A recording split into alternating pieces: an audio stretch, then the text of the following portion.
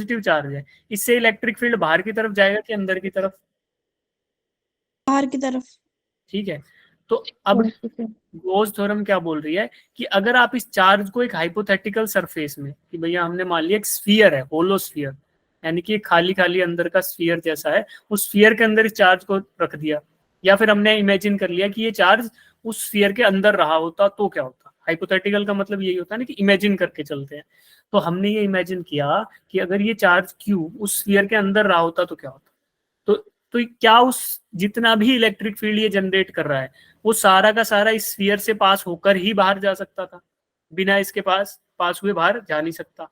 तो जितना भी इलेक्ट्रिक फील्ड है उसको इस स्फीयर को पार करना पड़ेगा टू गो आउटसाइड, है ना। तो यही हुआ। अब मैं बोलूं कि total number of electric field line passing through this sphere, इस स्फीयर से कितनी number of electric field line pass करेंगी, तो आप बोल सकते हो कि सर जितनी भी इलेक्ट्रिक फील्ड लाइंस इस चार्ज से निकलेंगी वो सभी की सभी इस स्फीयर से पास करेंगी। यस और नो? Yes sir. जितनी भी इससे निकलेंगी वो सभी स्फीयर से पास करेंगी, क्योंकि स्फीयर के अंदर रखा हुआ है चार्ज, और चार्ज से बाहर की तरफ इलेक्ट्रिक फील्ड निकल रहा है। तो मतलब जो आपका स्फीयर है उसके अंदर से तो इनको जाना पड़ेगा, चाहे कितनी भी डायरेक्शन हो, सब में से जो भी जाएंगी they will try to only pass through this sphere. तो अब मुझे बताना है कि total number of electric field lines passing through a given area is equal to electric flux. ये हमने डेफिनेशन पढ़ी थी इलेक्ट्रिक फ्लक्स की। इलेक्ट्रिक फ्लक्स का मतलब क्या है भाई? इलेक्ट्रिक फील्ड का फ्लो, इलेक्ट्रिक फील्ड लाइंस का फ्लो। फ्लक्स का मतलब भी क्या होता है? फ्लो। तो फ्लो ऑफ इलेक्ट्रिक फील्ड या फ्लो ऑफ ये इलेक्ट्रिक फील्ड लाइंस, उसको फ्लक्स बोल दिया। तो एक गिवन सरफेस मतलब ये स्फीयर है, ये इसका स्फेरिकल का सरफेस एरिया होगा, यानी कि 4πr² एरिया है ये वाला, 4πr²। इस एरिया में से कितना इलेक्ट्रिक फ्लक्स है, यानी कि number of electric field line passing through the given area is equal to electric flux. तो फाई का मतलब होता है ये, तो फाई क्या होगा? Q by epsilon naught. Q क्या है बच्चों? Q is the charge entrapped in this area, या हाइपोथेटिकल एरिया, इसके अंदर कितना चार्ज आपने कैद करके रखा हुआ है उसको बोला क्यू, या charge, total charge entrapped within this surface area. Epsilon naught permittivity of free space. तो ये वाली कहानी थी इलेक्ट्रिक, ये थी गॉस थ्योरम की जो हमने मंगलवार को एस्टेब्लिश की थी। अब देखो इसी कहानी को यूज करते हुए we will try to derive electric field intensity for some linear charge distribution। अगर एक चार्ज है लीनियरली डिस्ट्रीब्यूटेड है, उसके केस में we want to find out electric field intensity. क्यों? क्योंकि सर आपने बोला Q is equal phi is equal to Q by epsilon naught, और हमें डेफिनेशन होती है ना जो फाई की, उससे ये भी पता है कि कुछ दिन पहले जब हमने फाई की बात करी थी इलेक्ट्रिक फ्लक्स की, तो आपने ही बताया था sir phi is also E dot D S, है ना। जब हम बात कर रहे थे, देखो ऐसे एक एनिमेशन दिखाया था, इलेक्ट्रिक ऐसे लाइनें थी और उसमें एक एरिया था ऐसे रेक्टेंगुलर जो टिल्ट हो रहा था बार बार, उसका एंगल बदल रहा था। तो इलेक्ट्रिक फील्ड लाइंस ब्लू और ग्रीन कलर की लाइनें दिख रही थी आपको पास करती हुई, कोई बाहर से चली जाती कोई अंदर से चली जाती। तो उसका मतलब क्या हुआ कि वहां से हमें ई डॉट डी एस का फॉर्मूला मिला था, यानी E D S cos theta. तो E D S cos theta is electric flux, और वो इलेक्ट्रिक फ्लक्स ही क्यू बाय एप्सिलॉन नॉट के बराबर है। तो क्या मैं लिख सकता हूँ कि Q by epsilon naught is equal to E dot D S. और अगर मुझे ये डी एस पता हो तो मैं क्या ई की वैल्यू निकाल सकता हूँ? Yes sir. भाई अगर ई डी एस पता है तो क्या कर दूंगा, क्यू बाय, देखो ये लिखा हुआ है ई डॉट डी एस है और ये है क्यू बाय एप्सिलॉन नॉट के बराबर। तो मैं डी एस को नीचे ले आऊंगा, यानी कि डी एस का इंटीग्रेशन कर दूं या फिर इसको नीचे ले आऊं, तो मुझे ई की वैल्यू मिल जाएगी। और ये डी एस क्या है? D S is elemental area. भाई जब हम स्फीयर ले रहे थे तो स्फीयर के ऊपर एक छोटा सा एलिमेंट था डी एस। तो ऐसे छोटे छोटे एलिमेंट्स को सभी को जोड़ दोगे, यानी आप इंटीग्रेशन अगर कर देते हो एरिया का, यानी कि आप इस टोटल एरिया को फाइंड आउट कर लेते हो जो हमें पता है 4πr² है। तो you can write Q upon 4πr² epsilon naught is electric field intensity due to spherical charge. तो इसी प्रकार से जब हम ये एक बार हाइपोथेटिकल एरिया चूज कर लेंगे, जैसा कि पॉइंट चार्ज के क्लियर था, ऐसे लीनियर चार्ज के केस में कुछ अलग शेप का हाइपोथेटिकल एरिया होगा, वो एक बार हम चूज कर लेंगे तो based upon that area we can easily find out E value, यानी इलेक्ट्रिक फील्ड इंटेंसिटी। अब देखो यही एप्लीकेशन है, इसी को यूज करना है। And now we will try to find out it for linearly distributed charge. तो स्टेप्स देखना सभी लोग। एक इलेक्ट्रिक कोई चार्ज है ना, किसी भी कंडक्टर पे यूनिफॉर्मली डिस्ट्रीब्यूटेड पॉजिटिव चार्ज है। तो इसके केस में मैं ऐसा एरिया, क्लोज्ड एरिया चाहिए पहली बात, और वो ऐसा होना चाहिए जिसमें चार्ज आपका अंदर फिट हो जाए। तो लॉजिकली सोचोगे तो वो एक सिलेंडर बनेगा, है ना, क्लोज्ड एरिया हो तो जिसमें ये इनफाइनाइट वाला चार्ज स्टोर हो जाए, तो क्या होगा, इनफाइनाइट लेंथ का एक सिलेंडर होगा। तो उसका अगर हम एक फाइनाइट लेंथ कंसीडर कर ले, मान लो लेंथ एल, ये छोटा सा लेंथ एल कंसीडर कर ले, तो क्या हो सकता है, इसमें तीन तरीके के एरियाज होंगे। एक तो ए जैसा अभी आया ये लेफ्ट साइड में, दूसरा होगा बी जो राइट साइड में, जो लेफ्ट साइड में आएगा, ए राइट साइड में आया और बी लेफ्ट साइड में, जिसका एरिया वेक्टर एरिया के परपेंडिकुलर यानी डीएस का, DS is pointing in the left direction, और इलेक्ट्रिक फील्ड नीचे की साइड। दो केस। तीसरा केस हो सकता है कि कर्व्ड सरफेस एरिया पे एक एलिमेंट हो, ठीक है, इसका एरिया वेक्टर ये होगा, और इसके केस में इलेक्ट्रिक फील्ड ये होगा। अब देखो इलेक्ट्रिक फील्ड इससे जो स्ट्रेट करंट कैरिंग कंडक्टर है, या फिर बोल दें इसको कि यूनिफॉर्मली लीनियरली चार्ज ये है कंडक्टर, तो इसके केस में इलेक्ट्रिक फील्ड कैसा जनरेट होगा, देखना ध्यान से। एक चीज आपको बताई थी कि यूनिफॉर्म इलेक्ट्रिक फील्ड जनरेट करना है, तो क्या कर रहे थे बच्चों, एक इनफाइनाइट लेंथ का, मैंने बोला था ना कि इनफाइनाइट लेंथ तक पॉजिटिव चार्ज रहे और फिर इधर इनफाइनाइट लेंथ तक नेगेटिव चार्ज रहे, तो इनके बीच में जो इलेक्ट्रिक फील्ड जनरेट होगा वो होगा यूनिफॉर्म इलेक्ट्रिक फील्ड। बताया था ना। तो उस केस में मैंने आपको ये भी बोला था, क्योंकि ये इन्फिनिटी तक है तो इसलिए इलेक्ट्रिक फील्ड लाइन मुड़ नहीं सकती, केवल स्ट्रेट रहेंगी, इसीलिए यूनिफॉर्म जनरेट होगा। तो यहाँ पे क्या हो रहा है, यहाँ भी पॉजिटिव चार्ज है और यहाँ माइनस इन्फिनिटी से लेके इधर प्लस इन्फिनिटी तक है, तो इसमें क्या होगा, यहाँ भी केवल इलेक्ट्रिक फील्ड इसी डायरेक्शन में पॉसिबल होगा, यानी कि इसके सरकमफ्रेंस पे चारों तरफ जाएगा, मतलब केवल जो वायर है ना, मान लो सिलेंड्रिकल वायर है तो इसके सरकमफ्रेंस पे चारों तरफ निकल रहा होगा, बट बैंड नहीं करेगा, ठीक है। तो अगर उसका 2D प्रोजेक्शन देखें तो वर्टिकली अपवर्ड और डाउनवर्ड आपको नजर आएगा। ऐसी इलेक्ट्रिक फील्ड लाइंस पॉसिबल नहीं है, ऐसी घुमावदार या फिर टिल्टेड या डिस्टॉर्टेड। ये बात सबको हजम हो रही है, ये वाली बात एब्जॉर्व कर पा रहे हो, ऐसी टिल्टेड वाली नहीं होंगी। तो देखो ये बात अगर समझ आ गई तो इसके बाद देखना इलेक्ट्रिक फील्ड केवल या तो डाउनवर्ड डायरेक्शन में होगा, जैसे कि आपको इधर ए और बी के केस में दिख रहा है, ए और बी के केस में, ठीक है, जैसा कि आपको यहाँ दिख रहा है, ये ई इधर डाउनवर्ड है क्योंकि नीचे जा रहा था वो वाला प्रोजेक्शन, इधर डाउनवर्ड है और इधर अपवर्ड है। अब देखना एरिया वेक्टर और डीएस वेक्टर के बीच में एंगल बताना आप सभी मुझे, पॉइंट ए पर बोल रहा हूँ, ये वाला पॉइंट है, उस पे एरिया वेक्टर और डीएस वेक्टर में कितना एंगल है, 90 90 बी पे बताओ, 90 डिग्री। 90 डिग्री। यहाँ पे कितना है थीटा, 0 डिग्री 0 डिग्री, ठीक है। अब देखो गोज थ्योरम का फॉर्मूला लिख रहा हूँ, from Gauss law phi is equal to E dot D S, यानी कि E dot D S phi होगा और वही होगा क्यू बाय एप्सिलॉन नॉट के बराबर। तो मुझे अब ई dot D S find out करना है, क्यू बाय एप्सिलॉन नॉट तो हमें पता है कि सर जितना भी चार्ज रहेगा एप्सिलॉन नॉट से डिवाइड कर दो, लेकिन ई डॉट डी एस निकाल दो for total surface area of this Gaussian surface. तो इस गॉसियन सरफेस में एक तो ये वाला एरिया है, दूसरे नंबर का ये वाला एरिया और तीसरा वो है कर्व्ड सरफेस एरिया। तो इसका टोटल एरिया है उसमें 1 + 2 + 3 तीनों वाले एरिया जब ऐड हो जाएंगे तो यहाँ से मिलेगा टोटल एरिया। तो क्या करेंगे, इस टोटल एरिया को डिवाइड कर लेते हैं तीन अलग अलग टुकड़ों में। एक तो ए वाला सरफेस यानी कि जो राइट साइड में ना ये इसका एरिया, प्लस बी वाला सरफेस यानी कि ये वाला एरिया, और प्लस सी वाला सरफेस यानी कि कर्व्ड सरफेस एरिया जिसके बाहर है ऐसा।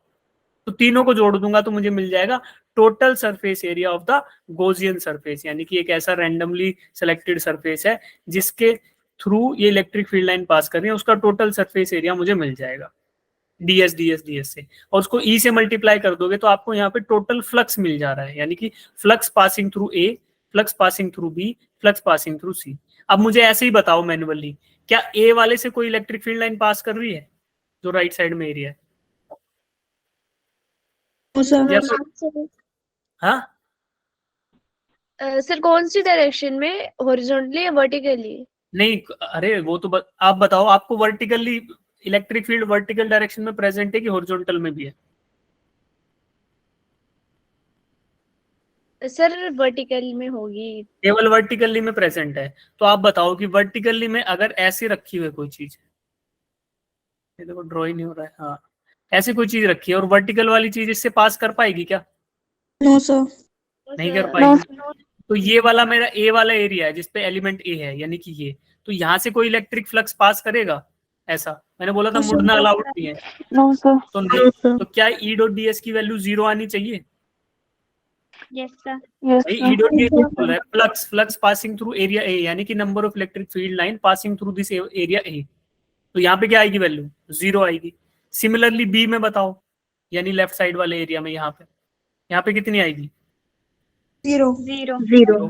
जीरो। और सी में, सी वाले एरिया में यानी कर्व सरफेस एरिया बाहर वाला, इसमें 0 आएगी कि TDS. TDS. ईडीएस आएगी? नॉन जीरो आएगी कि जीरो, ये बताओ। तो non-zero. Non zero. तो देखो अब फॉर्मूला भी लिख दें, अगर हम dot product of two vectors का, A dot B is equal to A B cos theta, यानी ईडीएस कोस थीटा, और यहाँ पे एंगल 90 डिग्री है तो कोस 90 डिग्री, फिर इधर भी कोस 90। तो स्वाभाविक सी बात है, जो आपको फिजिकली दिख रहा था कि सर कोई भी लाइनें पास नहीं करेगी, मैथमेटिकली भी वो प्रूव हो गया। कोस 90 इज इक्वल टू 0, जीरो। 0। तो ये दोनों टर्म हो गई 0। अब थर्ड टर्म क्या बची? ईडीएस कोस 0 डिग्री, यानी कि ईडीएस था किसके लिए? सी वाले एरिया के लिए, यानी कर्व सरफेस एरिया के लिए। तो ईडीएस कोस 0 लिख दिया। कोस 0 को जो आपने लिखा, तो कोस 0 क्या होता है? 1 होता है, मतलब ये तो 1 बच गया। ईडीएस दोबारा इंटीग्रेशन ऑफ ईडीएस, ठीक है। इंटीग्रेशन ऑफ ईडीएस करते हैं तो इसमें ई क्या है? E is the electric field intensity, जो कि कांस्टेंट वैल्यू है, तो हम इसको बाहर रख सकते हैं। Yes sir. और डीएस इधर आ गया। तो इसका मतलब क्या हुआ कि हमें केवल इंटीग्रेशन करना है कर्व्ड सरफेस एरिया का, यानी आपको curved surface area of this cylinder बताना है बस। उसका इंटीग्रेशन करो या सीधा वैल्यू याद है तो सीधा लिख दो। क्या होता है curved surface area of cylinder? 2 pi R L. 2 pi R L. तो बस वही वैल्यू लिखेंगे। तो देखो अगला स्टेप क्या आ रहा है, E into 2 pi R L. ये क्या हो गया? ये टोटल फ्लक्स हो गया passing through this Gaussian surface. इसका मतलब क्या हुआ? This is also equal to Q by epsilon naught. तो E is equal to 2 pi R L is also equal to Q by epsilon naught. ठीक है, अब बताओ क्या डाउट था दीक्षा? सर ये जो आपने वो बताया ना, ए हॉरिजॉन्टली और वर्टिकली कैसे मतलब पास, ये वाला नहीं आया। अरे एलिमेंट पता है क्या होता है? एरिया का एलिमेंट नहीं पता? बताओ, पढ़ते ही नहीं हो तुम, क्या बताऊं मैं?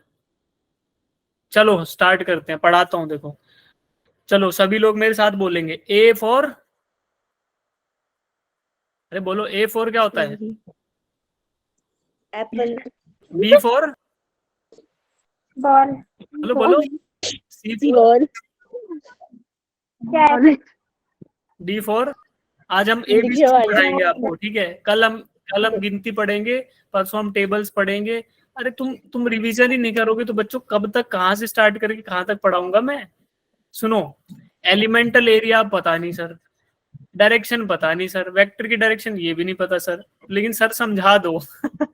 अरे भाई क्या समझा दूं मैं, कुछ तो तुम्हें पता होना चाहिए। अच्छा तुम सोचो तो गनीमत है कि तुम्हें थोड़ी बहुत अंग्रेजी और हिंदी आती है, नहीं तो पहले मैं तुम्हें लैंग्वेज सिखाता कि बच्चों आज की 21वीं सदी में एक इंसान नाम की प्रजाति पाई जाती है पृथ्वी पर, वो आजकल इंग्लिश और हिंदी में बातें कर रही है। अमूमन वो टेलीफोन और व्हाट्सएप का इस्तेमाल करती है बातें करने हेतु। तो मैं वो सारी चीजें आपको बताता, फिर आप बोलते अच्छा सर ठीक बात है। फिर हम बात करते हैं कि वो 2 ही भाषाओं का इस्तेमाल करती है, जिसमें मुख्यतः हिंदी एवं अंग्रेजी का बहुतायत में इस्तेमाल किया जाता है। फिर ये बातें बोलता, फिर बोलते अच्छा सर तो आओ बच्चों अब हम इंग्लिश पढ़ेंगे, और इंग्लिश की कहानी में सबसे पहले आता है ए फॉर एप्पल।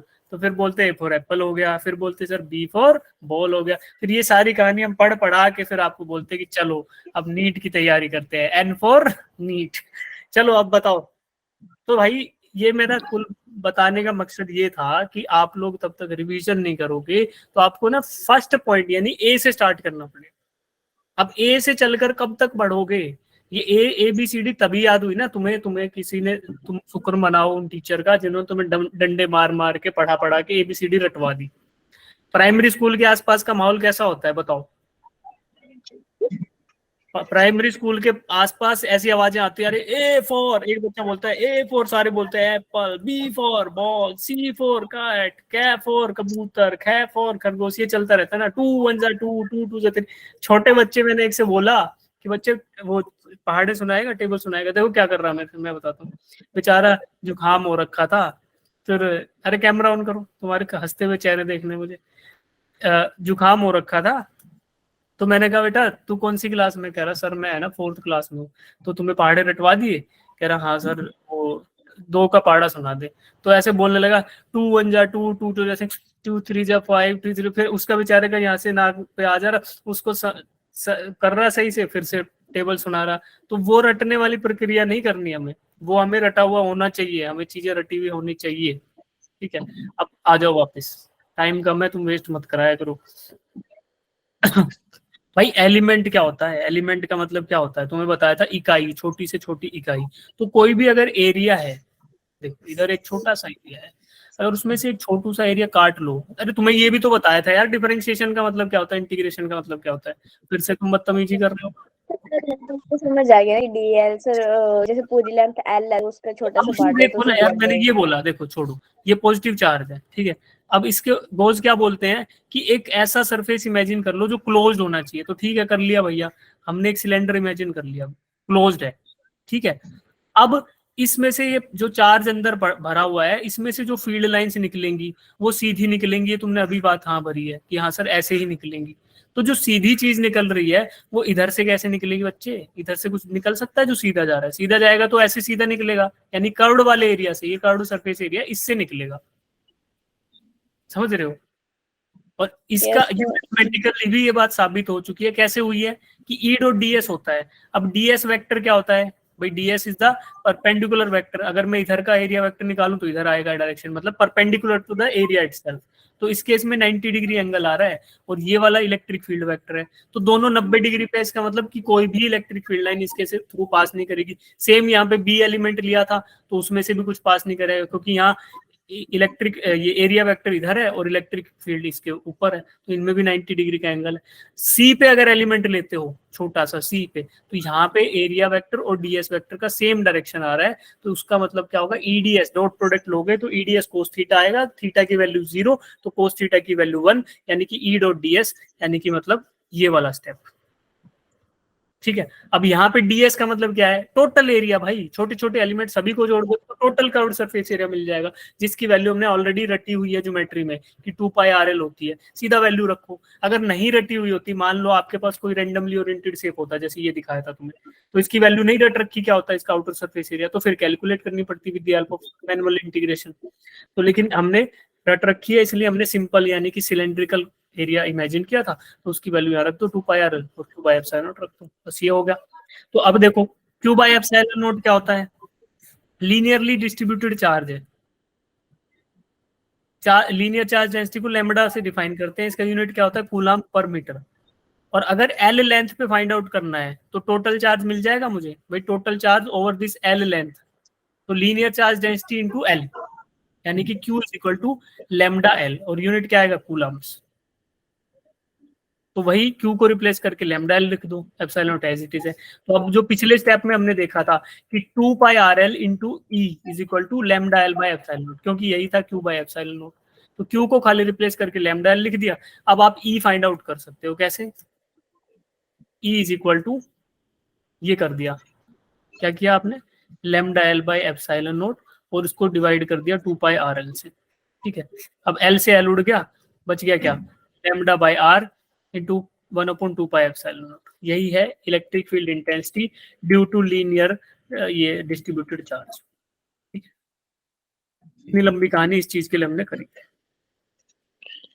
किस किस को अब डाउट है वो हैंड रेज करना है एक बार कि सर इसमें कुछ भी डाउट है पूछ लो। बाकी के 3-4 डेरिवेशन सिमिलर है, उनको फटाफट करवाऊंगा। अभी डाउट है तो अभी मौका है पूछने का। हाँ, केवल दीक्षा को डाउट है और कोई भी नहीं है, सबको समझ आ गया?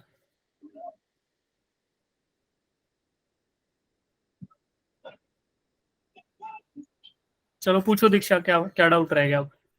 सर ये जो आर कैप लिखा है ना, तो सर इसको हम ओपन नहीं करेंगे क्या? कौन से को? सर लास्ट में जो फॉर्मूला निकाला ना आपने आर कैप वाला, मतलब वो डायरेक्शन वाला, तो उसको ओपन नहीं करना है क्या? कहाँ पे ओपन करोगे? किस, कैसे कैसे? चलो बताओ क्या लिखना है, बताओ, लिखवाओ लिखवाओ क्या लिखें, फिर बताऊंगा क्या गलती कर रहे हो। सर क्या था? R R dash minus R. Upon Q क्या है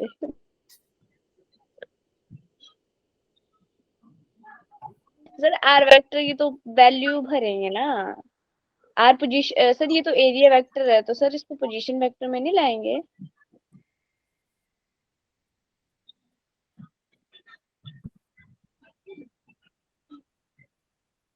नहीं आ रहा समझ, किसी को समझ आ रहा तो ढंग से पूछो, डाउट क्या बोल रहे हो। क्या किया है यार, ई की वैल्यू हमने निकाल ली at distance at radius R, अब क्या बच गया बताओ। सर ये पूछ रही है जो लास्ट में अपने यूनिट वेक्टर लगाया है आर कैप, हाँ, उसको आगे सॉल्व नहीं करेंगे, ये पूछ रही है। ये रिजोल्व नहीं, वो तो बाद में लगाया है दिखाने के लिए कि ई जो है वो वेक्टर है, बस इसलिए लगाया है, उसके अलावा तो उसका कोई मकसद नहीं है। Okay sir. भाई देखो, इलेक्ट्रिक फील्ड इंटेंसिटी एक वेक्टर क्वांटिटी है, क्योंकि फोर्स बाय आर होता है यार, एफ बाई क्यू होता है, एफ बाई क्यू होता है तो मतलब वेक्टर आएगा। अब ये इसका मैग्नीट्यूड तो ये आ गया at some radius R from a linearly distributed charge, किसी आर दूरी पे आपने बता दिया कि यहाँ पे इलेक्ट्रिक फील्ड इंटेंसिटी जो रहेगी वो। अब देखो, अब यहाँ पे आर कैप उसके साथ केवल डायरेक्शन दिखाने के लिए लगाया है, और ये वाला आर कुछ नहीं है, ये वाला आर मतलब है कि ये फंक्शन है आर। बताओ तानिया, पूछो। सर आपने अपने फॉर्मूला लिखा था ना अपना पॉइंट टू ना। आवाज कट गई बेटा, बेटा आपकी कट कट के आवाज आती है, फिर से पूछना एक बार। सर आपने पहले लिखा है ना पॉइंट का पॉइंट। किसी को समझ आया? ये मुझे ही नहीं आ रही आवाज।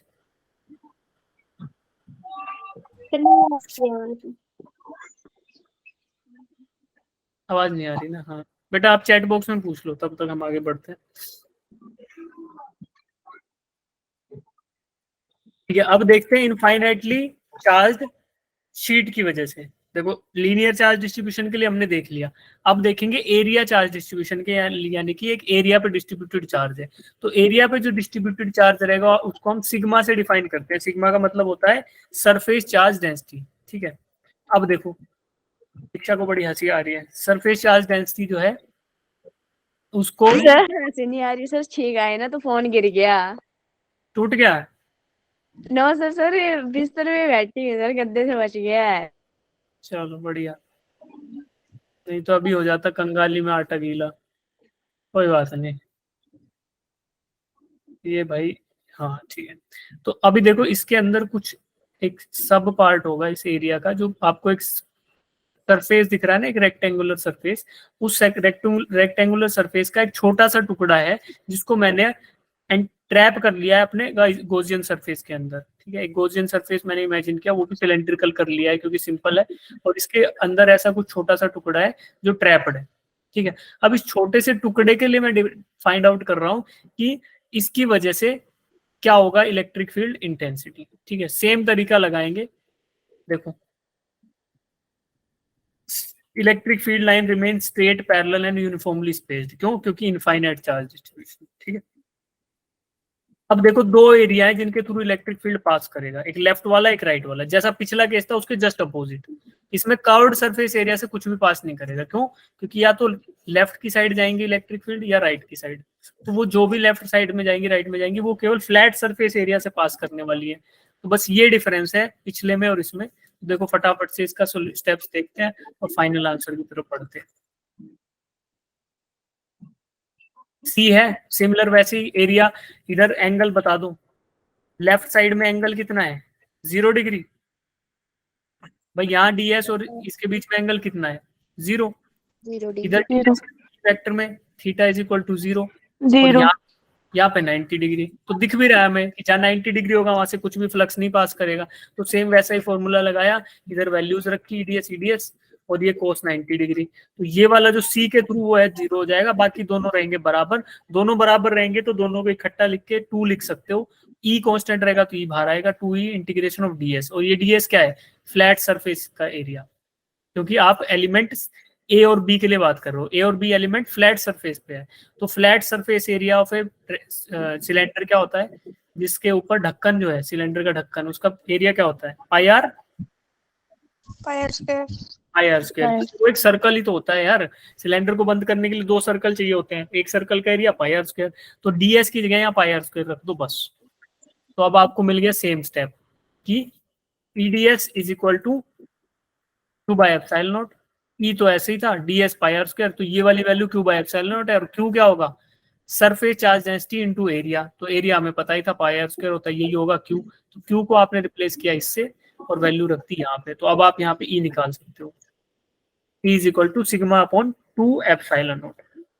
तो ये देखो आर वार सबके इंडिपेंडेंट आ गई कि केवल सरफेस चार्ज डेंसिटी पे डिपेंड करेगा कि कितना इलेक्ट्रिक फील्ड इंटेंसिटी रहेगा। ठीक है,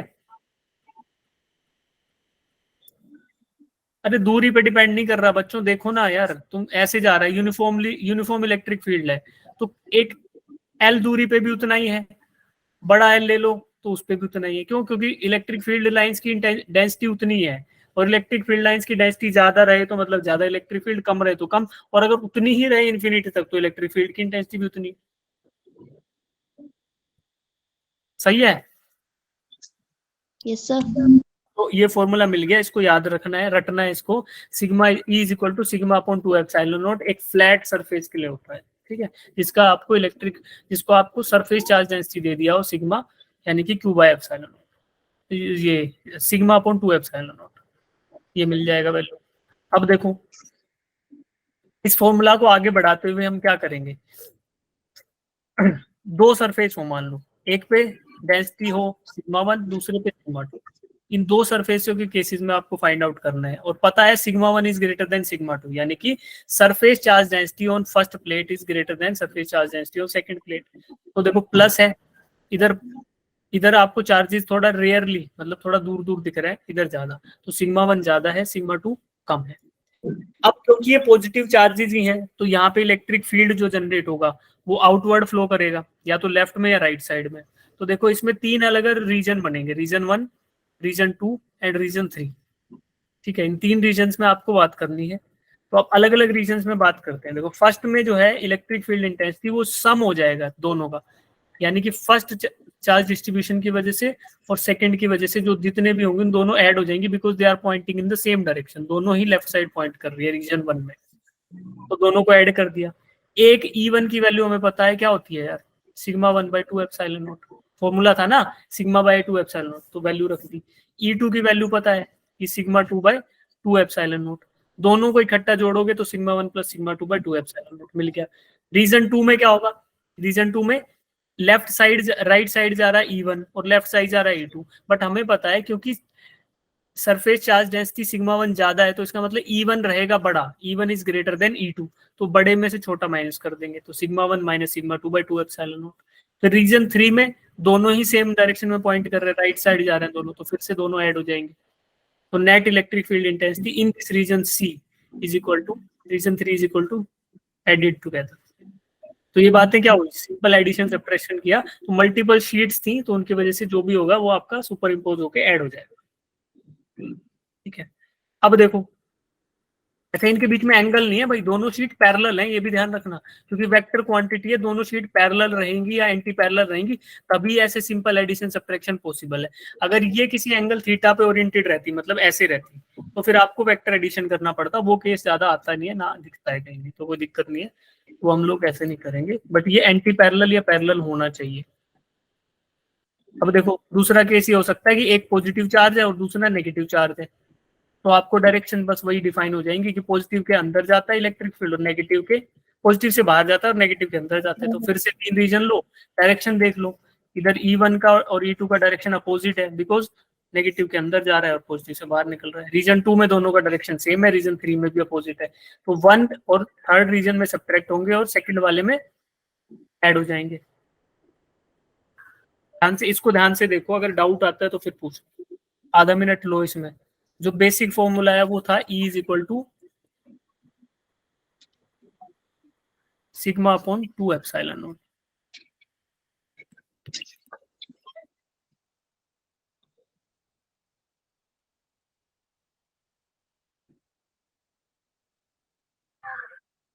क्या पूछ रहे हो, तानिया कुछ पूछ रही है क्या? सर बता दो, कुछ पूछा क्या चैट बॉक्स में?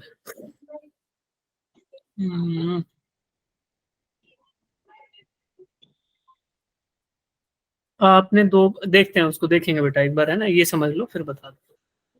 ऐसा कुछ लोचा नहीं किया मैंने, कोई घपला नहीं किया, टेंशन मत लो, सब फॉर्मूले सही हैं, नोट्स में पढ़ना समझ आ जाएगा, नहीं तो अभी बता दूंगा।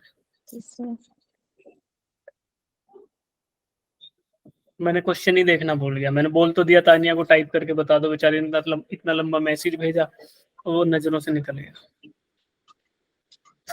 सर इग्नोर कर रहे हैं हमें। हाँ हाँ भाई, इग्नोर कर रहा हूँ मैं तुम्हें, सही बात है। मैं बड़ा आदमी हो गया हूँ अब, इतना बड़ा हो गया कि तुम लोगों को, तुम जैसे तुच्छ प्राणियों के लिए मेरे पास समय नहीं बचा। हम छोटे मोटे लोग हो गए सर के लिए अब। सही बात है यार, छोटे मोटे लोग, बिल्कुल। क्यों कर रहे हो सर? क्या बोल रही है तन्वी? अच्छा, क्यों कर रहे हो इग्नोर? अच्छा अच्छा, तुम एक बार ये देख लो भाई, तभी तुम्हें समझ आ जाए, फिर करेंगे गप्पे, फिर से पढ़ाऊंगा 5 मिनट, फिर छोड़ दूंगा। Okay sir. जब समझ आ जाए तो हैंड रेज कर लेना कि सर ये स्क्रीन पे जो कहानी लिखी है ये समझ तो आ गई। ये तो फिर घर जाओगे धुआं दिखेगा, नोट से समझ तभी आएगा ना, तब यहाँ समझ के जाओगे। देखो तानिया मेरा पक्ष ले रही है कि सर ने इग्नोर नहीं किया, सर है ना भूल गए थे देखना। गुड गुड, तानिया को अब है ना अच्छे मार्क्स मिलेंगे अगले एग्जाम में, घपला होएगा अब।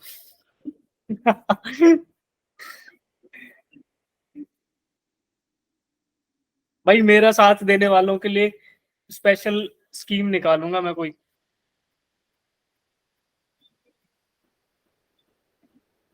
तानिया धोखेबाज बिल्ली निकली।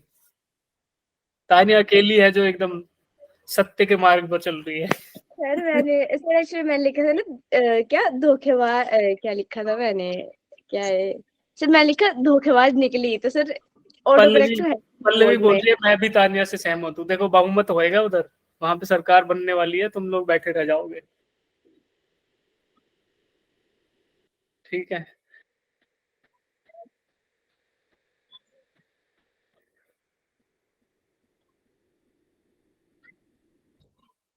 ये विपक्ष लिख रही है विपक्ष को। विपक्ष तो यार यहाँ भी कमजोर है, देश का विपक्ष भी कमजोर है, क्लास का भी।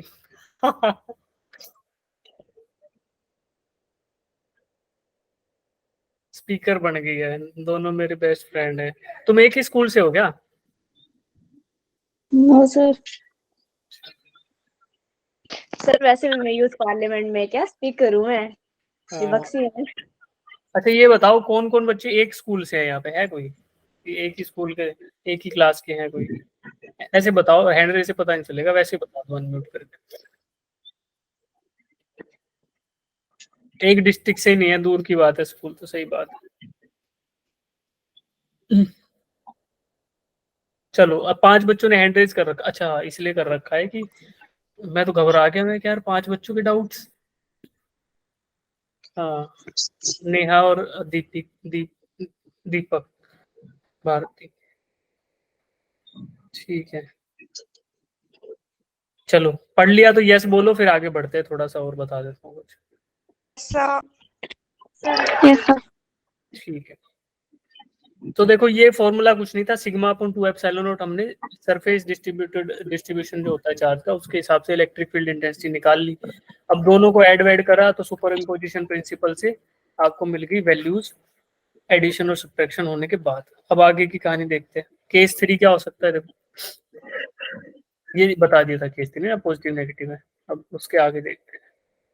Due to uniformly charge thin spherical shell, अभी स्फेरिकल शेल को करेंगे कल, इसको अभी नहीं कर रहे, इसका फॉर्मूला कल डिराइव करेंगे। इससे पहले मैं आपको कुछ क्वेश्चंस करा देता हूँ, वो देखते हैं तुम लोगों को समझ आया कि नहीं आया। स्फेरिकल शेल वाले को कल करेंगे, अच्छे से समझ आएगा, तुम्हें रिवीजन भी हो जाएगा।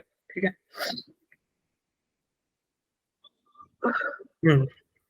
अब देखियो सजनों, ये रहा पहला सवाल आपकी स्क्रीन पर, 50 पैसे के लिए। तो आपका समय शुरू होता है अब।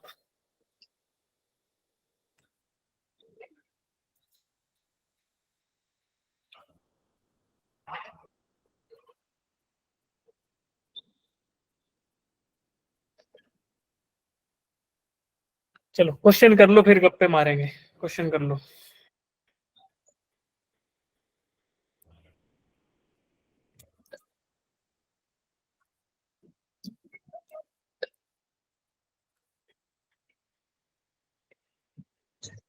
तुम्हारे लिए ना इस पीपीटी में ना केबीसी की वो ट्यून भी लगा के लाऊंगा, खतरे घंटी। देखियो सजनों, ये रहा सवाल आपकी स्क्रीन पर।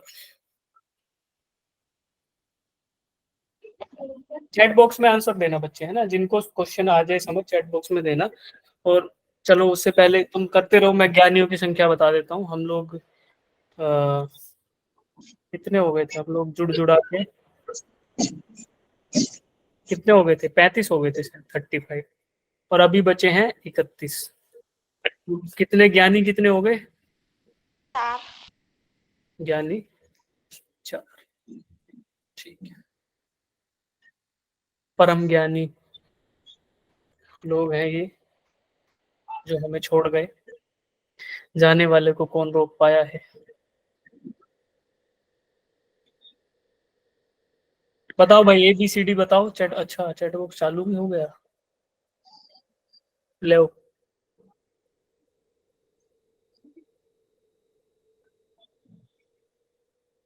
Option D. हाँ ऑप्शन डी ही सही है, ही है, ऑप्शन डी ही सही है। जो आंसर नहीं दे रहे वो भी ज्ञानी लोग में का है, उनके लिए कुछ अलग नाम का आविष्कार करके लाना पड़ेगा। जो यहाँ पे तो रहते हैं, जो क्लास में तो है लेकिन है भी नहीं, है भी और है भी नहीं। सर आज आप गाना गा दो। यस सर, गाओ। मैं गाने नहीं गाता, भजन गाता हूँ भाई, मेरे को पसंद नहीं है ये गाने। सर गाओ। क्यों? सर ऐसे गाने के लिए भैया पैसा लगेगा। सर 50 पैसे से हो जाएगा? 50 सर 10। 50 पैसे। पता है तुम्हें एक खबर बताऊं, भारत सरकार जो है 2000 रुपए के नोट को बंद होने करने को हो रही है, और तुम 50 पैसे की गिनती गिन रहे हो। और सर सरकार- 75 रुपीज का सिक्का भी आ रहा है। अच्छा देखो, ये देखो, ये दिखा रहा है कि हमारा देश अमीरी की तरफ जा रहा है। सर चिल्लड़ में 75 रुपए मिला करेंगे अब, है ना। सही है भाई, सही है। 75 रुपए का सिक्का सही है यार, बढ़िया है। उससे उससे क्या होगा पता है, जो बिस्किट 20 रुपए का आ रहा हो 25 का कर देगी कंपनी हल्के से, कि 100 रुपए अगला देगा, उसको 75 रुपए का सिक्का पकड़ा देंगे, बोल देंगे बिस्किट 25 का हो गया, मस्त काम। तो जिंदगी रे बाबू भैया, ऐसे ही करेगा। ठीक है, अब देखो ऑप्शन डी, किसी को डाउट है इसमें बताओ। A positive point charge Q is brought near an isolated, अरे इंडक्शन का है भाई, चार्जिंग बाय इंडक्शन का क्वेश्चन है, यहाँ इर्द गिर्द इसके कुछ नहीं है। ठीक है, क्या होता है जब एक क्यूब है, एक न्यूट्रल क्यूब है, न्यूट्रल क्यूब को है ना, उसका 2D प्रोजेक्शन ड्रॉ कर रहे हैं, क्यूब मान लो इसको, 3D, इसके पास आप एक चार्ज क्यू लेके आते हो पॉजिटिव, तो क्या होगा, लेफ्ट साइड में क्या आ जाएगा, नेगेटिव, और राइट में पॉजिटिव, और बीच वाला क्या, ये न्यूट्रल चार्ज फ्री, मतलब इधर पॉजिटिव नेगेटिव सभी एक साथ होंगे, सभी एक साथ मतलब न्यूट्रल, न्यूट्रल का मतलब चार्ज फ्री, यानी interior of remains charge free and the surface of the cube gets non uniform charge distribution. Non uniform का मतलब क्या है बच्चे, इधर नेगेटिव आ गया, इधर पॉजिटिव आ गया, और इधर जीरो है, तो नॉन यूनिफॉर्म है। यूनिफॉर्म होता तो एक साथ ऐसा, या तो सारा पॉजिटिव यूनिफॉर्मली डिस्ट्रीब्यूटेड, या सारा नेगेटिव। ठीक है, अंदर क्यों नहीं हुआ, क्योंकि फ्री इलेक्ट्रॉन्स थे, मूव कर लिए, तो जितने इसको मूव करा पाया इंडक्शन से लेफ्ट में आगे, उनके अपोजिट में पॉजिटिव चार्ज आ गया राइट साइड में, और अंदर कुछ नहीं हो पाया। ये मैं क्या बोल रही था मुझे,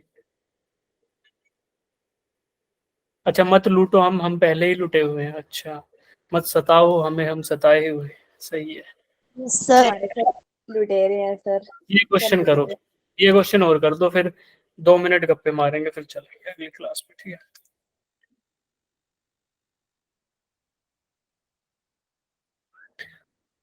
अगली बार से ना क्वेश्चन के साथ में 2 चीज लिखी होंगी, एक तो रिवार्ड, कि मान लो रुपए देंगे नहीं, वर्चुअल मनी रहेगा, और उसके बाद पेनल्टी।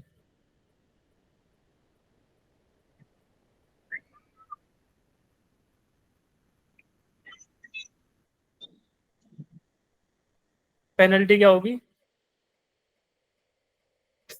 सर उसको कैमरा ऑन करके डांस करना पड़ेगा। कैमरा ऑन करके डांस, अच्छा ये भी सही है, कैमरा ऑन करके डांस नहीं, उसको कुछ नई बात बतानी पड़ेगी, कैमरा ऑन करके पूरी क्लास को कि ऐसी बात बताओ जो आज तक हमने ना देखी हो, ना सुनी हो, ना सूंघी हो, ना महसूस की हो।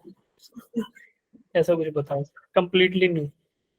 चलो इसको कर दो फिर गप्पे मारेंगे, ये आसान सा क्वेश्चन है, चैट बॉक्स में आंसर डाल दो। देखो तन्वी ने दे भी दिया इसका।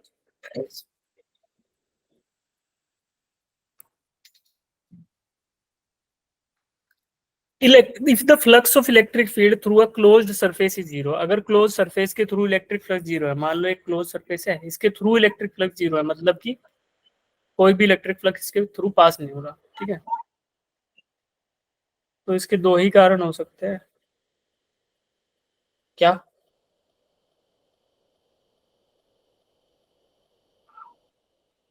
कि इसके अंदर चार्ज जो है वो जीरो है, चार्ज होगा तो इलेक्ट्रिक फील्ड जनरेट होगा, और इलेक्ट्रिक फील्ड जनरेट होगा तो सरफेस से पास करेगा। इसका मतलब क्या है? The charge, total charge enclose with in the surface must be zero. जो ए बोल रहे हैं उनका आंसर भी पार्शियली सही है, बट इसमें एक खास केस हो सकता है, वो मैं बताऊंगा क्या हो सकता है, अभी होल्ड करो। अच्छा, लेकिन ए को भी सही मान लेते हैं अभी के लिए, बी भी सही है। चार्ज नहीं होगा अंदर, चार्ज ही नहीं होगा तो इलेक्ट्रिक फील्ड ही जनरेट नहीं होगा, जनरेट ही नहीं होगा तो पास कैसे करेगा? पास नहीं करेगा तो फ्लक्स की वैल्यू जीरो। ये फ्लक्स क्या होता है? Number of electric field lines passing through a given area, ठीक है। चलो, तो इसी के साथ क्लास को समाप्त किया जाता है। जिनको गप्पे